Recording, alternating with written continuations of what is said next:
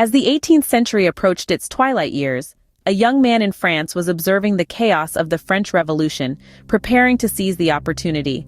This was a period of immense upheaval. The French Revolution, a decade-long period of political and social chaos, had left the nation on the brink of collapse. The Reign of Terror had swept through France, with thousands meeting their end at the hands of the guillotine. The country was in desperate need of order and stability, a power vacuum waiting to be filled. Enter Napoleon Bonaparte, a young and ambitious military officer. He rose through the ranks with a combination of skill, strategy, and a deep understanding of the political landscape. He was not just a soldier, he was a man of vision, a man who saw the opportunity amidst the chaos. In the midst of this turmoil, Napoleon seized power, marking the end of the French Revolution and the beginning of his reign. In 1799, Napoleon staged a coup d'état, effectively seizing power and establishing himself as first consul of France.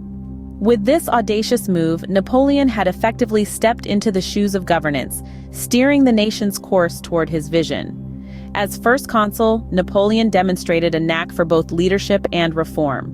He was a master of political maneuvering, using his influence and cunning to maintain control. He was able to re-establish stability in a country that had been ravaged by the chaos of the French Revolution. But Napoleon wasn't just about maintaining control and stability, he was also about progress and reform. One of the most significant reforms he introduced was to the French legal system. He spearheaded the creation of the Napoleonic Code or Code Civil, a comprehensive set of civil laws that served as a model for many nations worldwide. This code embodied Enlightenment principles such as equality before the law and secured property rights, thereby promoting social order and economic growth.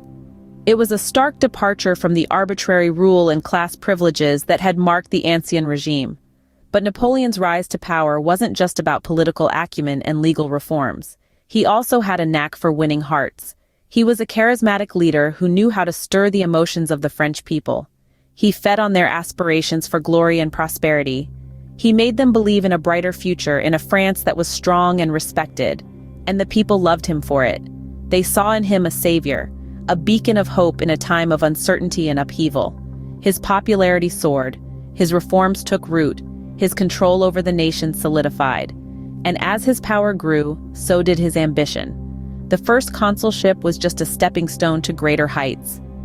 By 1804, Napoleon had consolidated his power and made the decision to crown himself Emperor of France. His rise to power was complete. But this was just the beginning of a new chapter in the story of Napoleon Bonaparte, a tale of glory, ambition, and ultimately downfall. In an extravagant ceremony at the Notre Dame Cathedral in Paris, Napoleon crowned himself Emperor of France. This spectacle, laden with symbolism, was a vivid display of Napoleon's assertion of his absolute power. The cathedral, a centuries-old symbol of the French monarchy, was chosen for its historical significance and grandeur, providing a fitting backdrop for Napoleon's ambitious designs. The ceremony was meticulously orchestrated, with every detail designed to underscore Napoleon's supremacy. In a move that shocked the audience, Napoleon took the crown from the Pope's hands and placed it on his own head.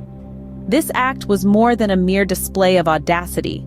It was a clear statement of Napoleon's intent to place himself above the church and its influence.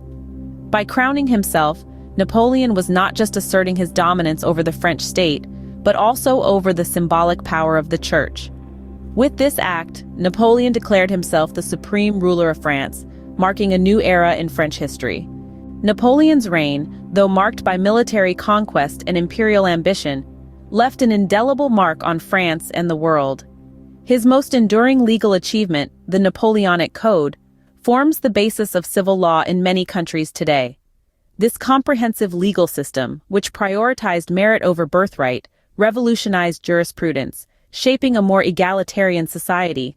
Beyond France, Napoleon's influence sparked a wave of nationalism across Europe. His conquests and reforms, while often heavy-handed, fostered a sense of national identity that transcended regional and cultural divides. This surge of nationalism would later play a central role in the formation of modern Europe. Napoleon was also a military genius whose strategic innovations transformed warfare. His use of mass conscript armies, combined arms tactics, and rapid maneuver warfare laid the groundwork for modern military strategy. Napoleon's legacy, more than 2 centuries later, continues to shape our world in ways we might not even realize.